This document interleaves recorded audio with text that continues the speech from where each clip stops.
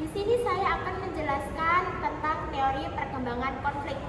Jadi sebelumnya saya akan menyebutkan nama anggota kelompok dari kelompok 6.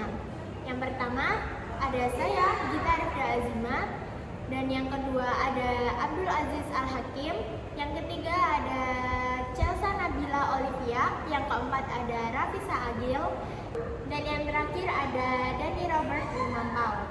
Di sini saya akan menjelaskan apa sih itu teori perkembangan konflik. Jadi, teori konflik merupakan salah satu pendekatan utama dalam sosiologi dan ilmu sosial yang memandang masyarakat sebagai arena perebutan sumber daya, kekuasaan, dan kepentingan. Perkembangannya berlangsung melalui beberapa tahap besar, dipengaruhi oleh pemikir-pemikir dari zaman ke zaman. Berikut penjelasannya. Yang pertama, akar awal atau prasosiologi dari abad 18 sampai abad 19. Pada fase ini, teori tentang konflik belum dibahas dalam bentuk sosiologis yang sistematis. Namun, beberapa filsuf dan pemikir awal telah menyinggung pentingnya konflik dalam kehidupan masyarakat. Yang pertama ada tokoh Thomas Hobbes. Dalam karyanya yang berjudul Leviathan, Hobbes menggambarkan manusia sebagai makhluk yang memiliki dorongan mempertahankan diri atau self-preservation, sehingga hubungan antar manusia penuh potensi konflik. Tanpa otoritas politik, manusia hidup dalam kondisi state of nature, yakni keadaan perang melawan semua. Belum opinium kontra omnes. Ketertiban sosial hanya dapat terjangkau melalui pembentukan negara sebagai lembaga yang memiliki otoritas absolut untuk mengendalikan konflik. Kontribusi Hobbes sendiri yaitu memandang konflik sebagai bagian struktural dari kehidupan manusia, bukan sebagai penyimpangan. Dan yang kedua ada Georg Wilhelm Friedrich Hegel. Hegel mengembangkan konflik dialektika, di mana konflik antara ide yang berlawanan, tesis versus antitesis, melahirkan sintesis baru. Konflik adalah penyebab utama perkembangan sejarah dan perubahan sosial. Bagi Hegel, pertentangan bukan hanya fisik atau material, tetapi pertentangan ide dan kesadaran. Kontribusi Hegel sendiri yaitu menanamkan gagasan bahwa konflik adalah motor penggerak perubahan sejarah. Inti fase akar awal adalah bagian dari kodrat manusia. Konflik adalah bagian dari kodrat manusia. Konflik dapat menjadi pendorong perkembangan masyarakat.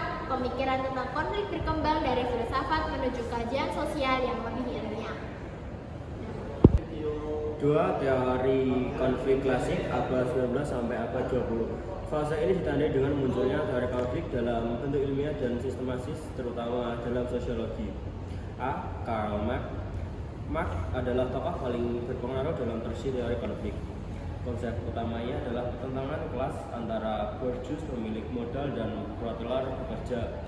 Sistem ekonomi kapasitas menghasilkan ketimpaan distribusi sumber daya. Ideologi, politik, dan hukum adalah substruktur yang mempertahankan dominasi kelas penguasa. Kontraksi internal kapitalisme akan memicu revolusi kelas. Kontribusi Marx. Konflik adalah hasil struktur ekonomi. Perubahan sosial bersifat revolusioner dan muncul dari pertentangan kepentingan ekonomi. B. Max Weber. Weber mengembangkan teori konflik yang lebih luas daripada Marx. Konsep utama konflik muncul dari distribusi kekayaan kelas, kehormatan status, dan kekuasaan parti. Kekuasaan tidak hanya berbasis ekonomi tetapi juga legitimasi, prestis, dan politik. Konflik adalah hasil dari kelompok-kelompok yang saling berjuang mempertahankan sumber daya dan pengaruh. Kontribusi Weber ialah konflik lebih kompleks daripada sekedar kelas ekonomi. Konflik terhadap pada aspek sosial dan politik yang beragam. Inti fase teori klasik. Konflik dipahami sebagai hasil struktur sosial yang tidak seimbang. Konflik mencerminkan pertentangan kepentingan antara kelompok-kelompok dalam masyarakat fokus pada kelas kekuasaan dan legitimasi. Kemudian teori konflik modern berlangsung pada pertengahan abad 20. Pada masa modern, teori konflik berkembang lebih jauh dan mulai menentang dominasi teori fungsionalisme. Yang pertama, Lewis Coser. Coser menggabungkan pemikiran fungsionalis dengan teori konflik. Ide utama, konflik tidak selalu destruktif, justru bisa memperkuat solidaritas internal kelompok, dan konflik membantu kelompok mengklarifikasikan norma nilai dan batas konflik yang dikelola dapat memperkuat struktur sosial. Kontribusi dalam pembahasan ini adalah Coser membawa perspektif bahwa konflik dapat fungsional dan produktif bagi masyarakat. Kemudian teori menurut Ralph Dahrendorf melihat masyarakat sebagai kombinasi dua sisi, konflik dan konsensus. Ide utama adalah sumber konflik adalah relasi otoritas antara mereka yang menerima dan diperintah. Otoritas menciptakan posisi dominan dan submisif. Konflik bersifat permanen dan dapat mengarah pada perubahan sosial. Kontribusi antara lain dari Dahrendorf memperluas teori konflik ke semua organisasi, bukan hanya kelas ekonomi. Kemudian Bregmans mengembangkan konsep moral elit. Ide utama, sejumlah kecil elit politik, ekonomi, dan militer menguasai masyarakat. Konflik ini timbul dari dominasi elit terhadap rakyat. Struktur kekuasaan terpusat menghasilkan ketimpangan dan konflik struktural. Kontribusi Mills menekankan pentingnya kekuasaan dan dominasi elit dalam menciptakan konflik. Inti fase modern, konflik adalah norma konstan dan ada di semua lembaga sosial. Konflik memiliki fungsi stabilitas atau perubahan, fokus pada otoritas, organisasi, dan dominasi elit. Yang keempat adalah teori konflik dalam hubungan internasional. Dalam hal ini, teori konflik berpadu dengan paradigma besar. Yang pertama adalah realisme, dengan tokohnya Hans Morgenthau dan Kenneth Waltz. Premisnya yaitu meliputi dunia dalam kondisi anarki, negara mengejar kepentingan nasional, dan kekuatan militer adalah alat utama. Konflik tidak bisa dihilangkan, hanya bisa dikelola. Contohnya yaitu Perang Dingin, konflik Ukraina dan Rusia, perlombaan senjata nuklir. Morgenthau H. 1948, Politik Among Nations. Yang kedua ada Marxisme dan Neo-Marxisme, yaitu teori ketergantungan. Contohnya meliputi Immanuel Wallerstein dan Andre Gunder Frank. Konflik global terjadi karena sistem kapitalisme global dan eksploitasi oleh negara core terhadap periferi. Dunia terbagi tiga. Yang pertama ada core, yaitu raya, semi periferi, dan yang terakhir ada periferi, yaitu miskin.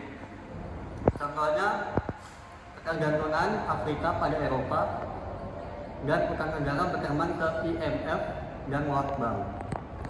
Yang ketiga ada konstruktivisme dan identitas. Contohnya yaitu Alexander Owen dan Samuel Huntington. Konflik muncul karena tiga perbedaan, yaitu perbedaan identitas, perbedaan nilai budaya, dan perbedaan agama. Huntington memberi penjelasan yaitu Clash of Civilization. Konflik utama pasca Perang Dingin yaitu meliputi Barat dengan Islam yang kedua dengan Barat dan Tiongkok. Lalu studi kasus konflik internasional, analisis teoretis. Kasus pertama yaitu Rusia dan Ukraina. Realismenya, Rusia ingin mempertahankan zona pengaruh. NATO dianggap ancaman. Lalu Marxisme, kontrol energi dan ekonomi Eropa Timur. Yang terakhir, konstruktivisme, identitas nasional Ukraina dan Rusia, narasi sejarah dan budaya. Teori konflik menjelaskan bahwa konflik ini bukan suatu sebab tetapi gabungan, yaitu politik, ekonomi, dan identitas. Kasus kedua yaitu Laut Cina Selatan. Realismenya negara berebut wilayah strategis, Marxisme perebutan minyak dan jalur ekonomi, dan konstruktivisme, nasionalisme, dan sejarah tren. Negara yang terlibat yaitu Cina, Vietnam, Filipina, Malaysia, dan Indonesia bagian Natuna. Saya Sasanabi Olivia dengan NIM 067 dari kelompok 6 ingin menjelaskan tentang transformasi dan pendekatan kontemporer konflik. Teori konflik modern sekarang mencakup beberapa hal, yaitu konflik non-tradisional. Konflik non-tradisional ada beberapa, yaitu terorisme, perang cyber, konflik lingkungan, perebutan air bersih. Selanjutnya ada human security, yaitu bukan hanya negara tapi manusia, fokus ke HAM, kelaparan, dan krisis pengungsi. Selanjutnya adalah resolusi konflik, yaitu mediasi, diplomasi, peace building, dan rekonsiliasi. Selanjutnya John Colton, kekerasan sebagai kekerasan langsung, kekerasan struktural, dan kekerasan kultural. Selanjutnya kesimpulan utama untuk slide penutup. Teori konflik berkembang dari Marx, Weber, Husserl, Dahrendorf, dan HI modern. Konflik tidak selalu negatif, kadang mendorong perubahan. Dalam HI, konflik bersifat multidimensi, kompleks, berlapis, politik, ekonomi, identitas, dan memahami teori konflik. Salah satunya yaitu memahami akar perang dunia. Memahami konflik berarti membuka jalan menuju perdamaian. Dan berikut beberapa daftar referensi akademik integrity. Marx K. 1867, Das Kapital. Weber M. 1947, The Theory of Social and Economic Organization. Husserl L. 1956, The Foundation of Social Conflict. Selanjutnya, Dahrendorf R. 1959, Class and Class Conflict. Mercantow H. 1948, Politics Among Nations. Wallerstein I. 2004, World System Analysis. Huntington S. 1996, The Class of Civilization. Galtung J. 1969, Research Peace and Peace. Kesimpulan dari itu adalah perkembangan teori konflik menunjukkan bahwa konflik merupakan bagian alami dan tak terpisahkan dari kehidupan sosial, bukan sekedar penyimpangan. Akar awal teori ini menekankan konflik sebagai dorongan dasar manusia dan motor sejarah. Pada era klasik, Marx dan Weber mengembangkan pemahaman bahwa konflik muncul dari ketimpangan, kekuasaan, kelas, dan distribusi sumber daya. Selanjutnya, teori modern kemudian memperluas pandangan tersebut. Coulson melihat konflik dapat bersifat fungsional, dan Dahrendorf menekankan otoritas sebagai sumber ketegangan, dan Mills menunjukkan dominasi elit kekuasaan dalam menciptakan konflik struktural. Dalam perkembangan kontemporer, fokus teori konflik semakin kompleks, meliputi konflik identitas, gender, budaya, globalisasi, hingga pendekatan resolusi dan transformasi konflik yang lebih berorientasi pada penyelesaian akar masalah. Secara keseluruhan, teori konflik berkembang dari pandangan yang bersifat deterministik menuju pemahaman yang lebih multidimensional dengan melihat bahwa konflik dapat menjadi sumber perubahan sosial, sekaligus memerlukan pengelolaan yang tepat untuk menciptakan struktur sosial yang lebih adil dan damai.